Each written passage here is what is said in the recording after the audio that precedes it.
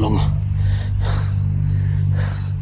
Pero sigurado ako, andito sa loob si Kung Lao at si Roel. Baka may maramay pang mga inosente dito.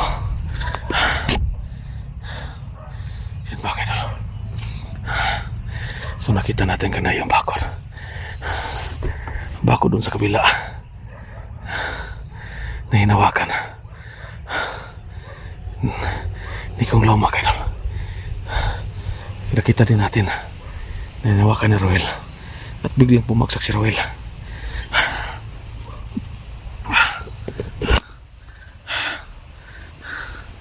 Ano kung ibig sabihin nung nakita natin kanina?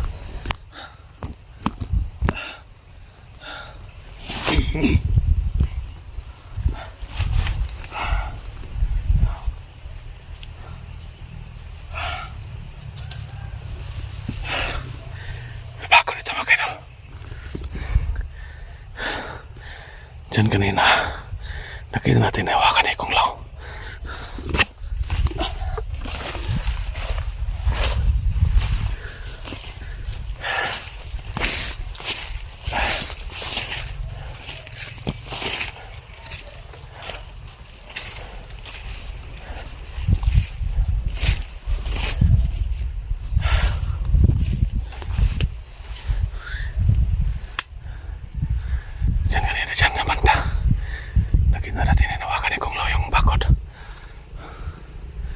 So itong bakod ito, mga kaidol, nakaikot dito. Koneksyon yan.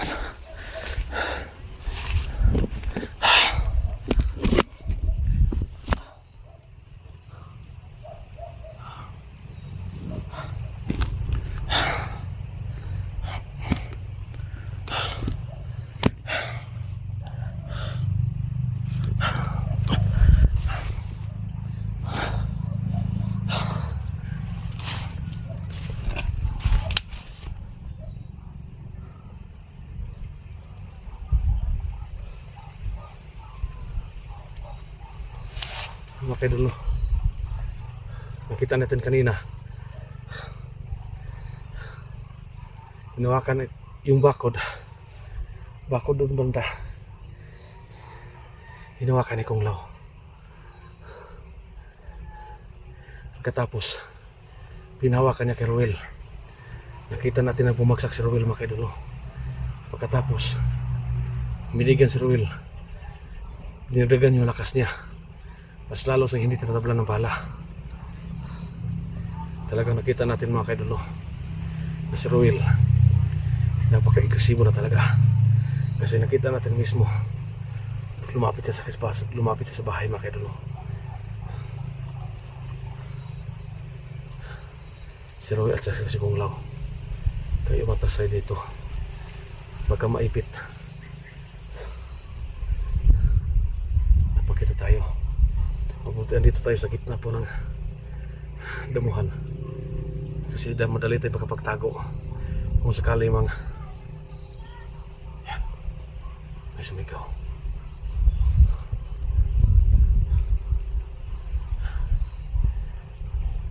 So yun, mga kaidol, hindi natin malalaman kung anong meron sa bakod na ito pag hindi natin hinawakan. Ang importante dito, mga kaidol, hawakan natin para malaman natin kung ano talaga ang nilagay ni Kung Lao dito, mga kaidol.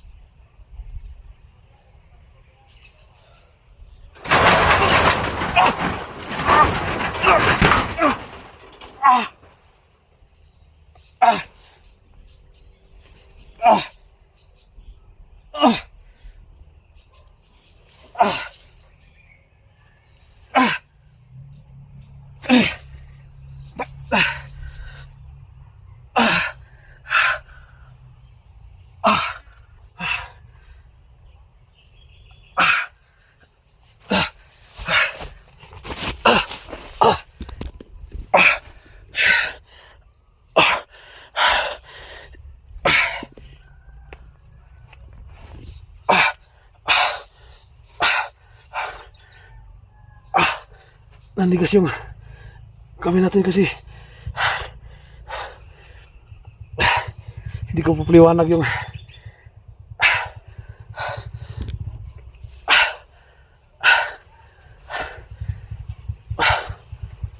parang mainit na para makuryente yung nilagay dito sa bakod dito banda. Diyan mga kaidol, nakita ninyo yung kamay ko mga kaidol. Yan. Yan, nakita niyo yung kamay ko mga kaidol. Parang tumitigas.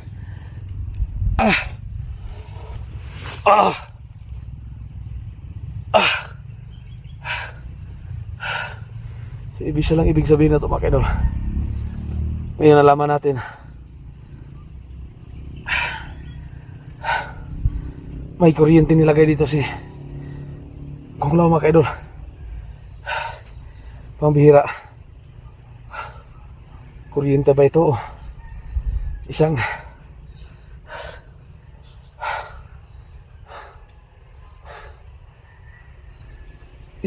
masamang orasyon mga kaidol.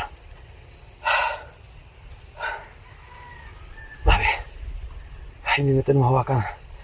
Totoo yung sinabi ni Kung Lao na hindi tayo makalabas kasi may nilagay siya sa bakod na parang kuryente dito banda.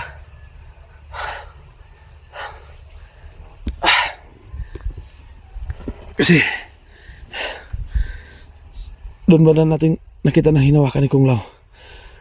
Pati dito naman parang umabot dito.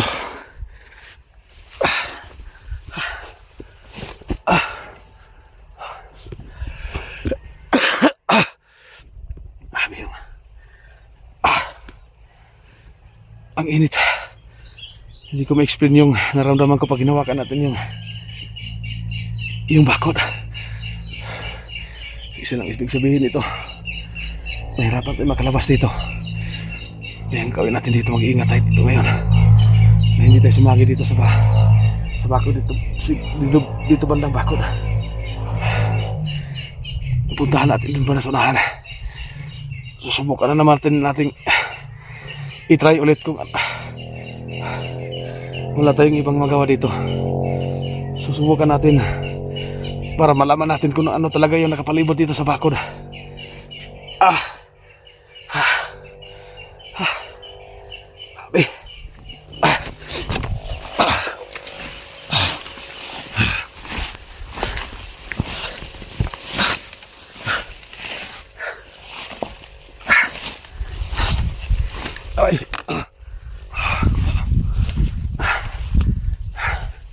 Sige na, may bakod din dito.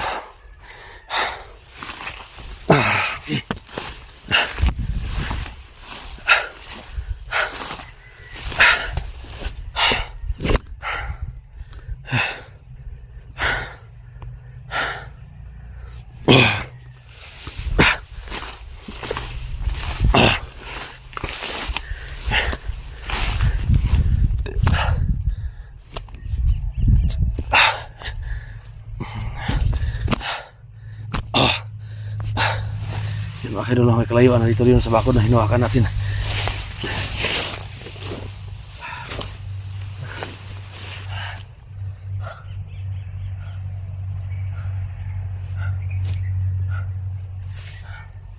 So yun mga kaidol, bawat kanto ng bakod ay subukan natin hawakan para malaman natin talaga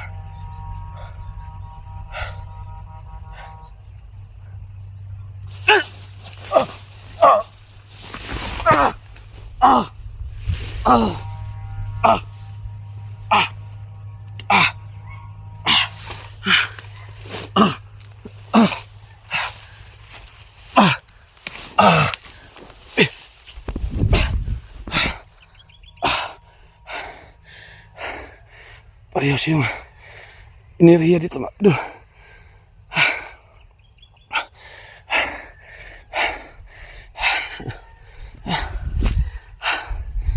Parehong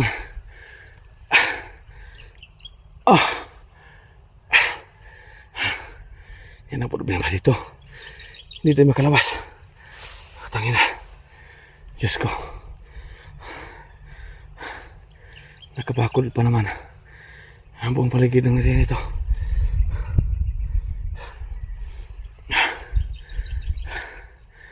Yan mga kaidol, no? So makikita mo ng video ito, pakishare po sa aking mga kasamahan.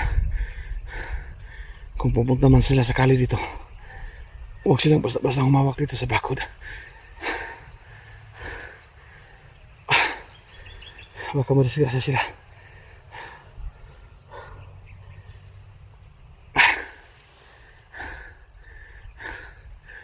Mahirap dito. May pangunta sila sa bungo. Nahawak natin. Buti na lang. Hindi ko lang sasabihin kung saan yung bungo.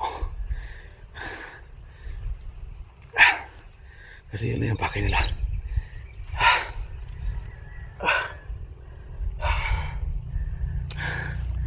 Napakalakas ng impact mo kayo dulo.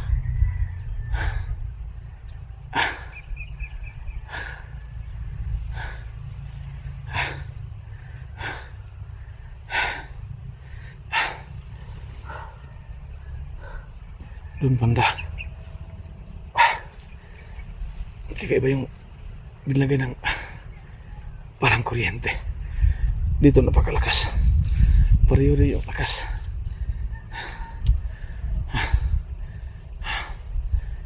Ang gagawin natin dito, pagtago muna natin ito sa gitna para pagkapag-isip po tayo kung ano yung dapat gawin natin dito para makalabas tayo dito bago mahuli yung lahat.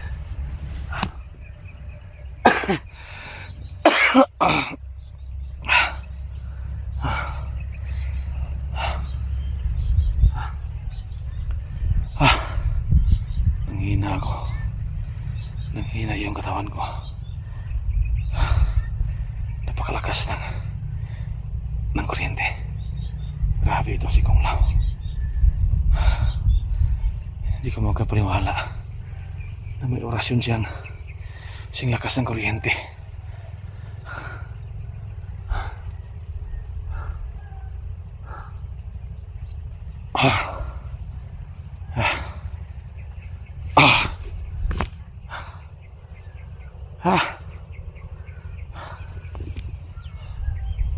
Grabe.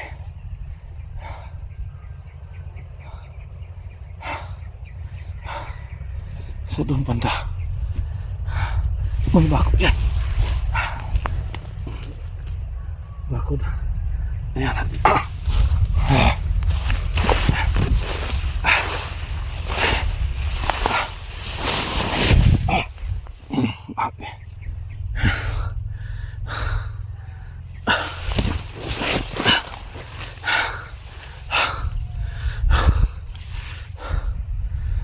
Tago tayo dito.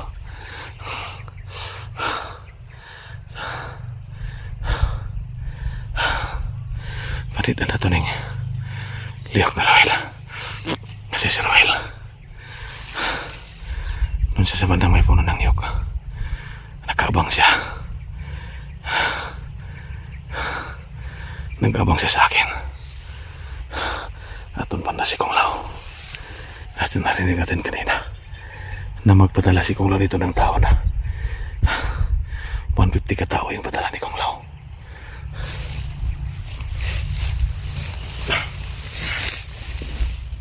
Yan mga kidulo, dumistansa muna tayo sa bakod. Baka masagi tayo dyan habang naghanap tayo ng paraan dito. Paano tayo dito makalabas? Utangin na ni Sir Roel.